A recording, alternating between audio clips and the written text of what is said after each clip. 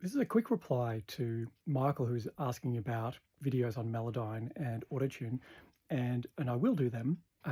Great tools to sort of deep dive in, and certainly with Melodyne, there's some pretty advanced stuff that not many people talk about. Stuff I learned from David Kahn, actually. Um, anyway, Michael's asking about the how to best use Autotune, and I asked about how it was being used. And in this case, it was being used in parallel, which is an unconventional way to use something like Autotune. So, from what I can tell, it's being used as a send effect followed by reverb. And the reason for that was when inserted, which is where you would typically use Autotune. When it's inserted, it sounds robotic, and when it's in parallel going into reverb, it was having the effect of helping the vocal cut through and not hearing the robotic nature. So I would say that the reverb is softening those robotic steps.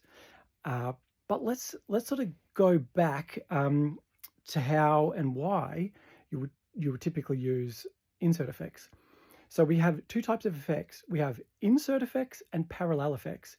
And most signal chains are a combination of both, where you might have some insert effects on a track that's being sent somewhere else that is blended in parallel. And then maybe those parallel blends also have multiple instances. So there might be insert effects, say, for example, sending to a delay that then goes into a reverb that then gets filtered. So signal chain is going to be a combination of. But in terms of the simple concept behind when do you choose insert versus parallel, well, look at it like this. An insert effect is when we want to change the sound. And a parallel effect is when we want to blend the sound. So for example, if I want a distorted guitar sound, I take a clean guitar, I plug it into a distortion, it comes out distorted. I do not want a blend of the clean guitar with the distortion. I want to permanently change the sound. I use an insert effect. If I have an out of tune vocal, I don't want a blend of an out of tune vocal and a tuned vocal.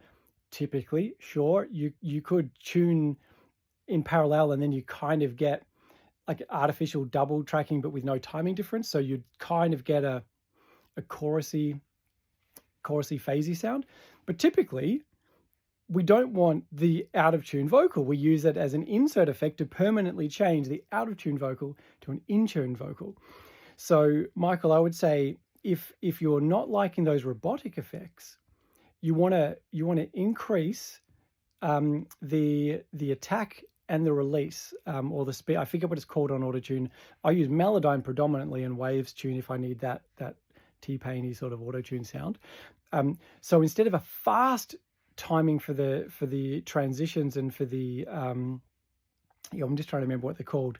So you've got your transition and your speed. Slow them down so you get more of a portamento between rather than that step which is that auto-tune sound.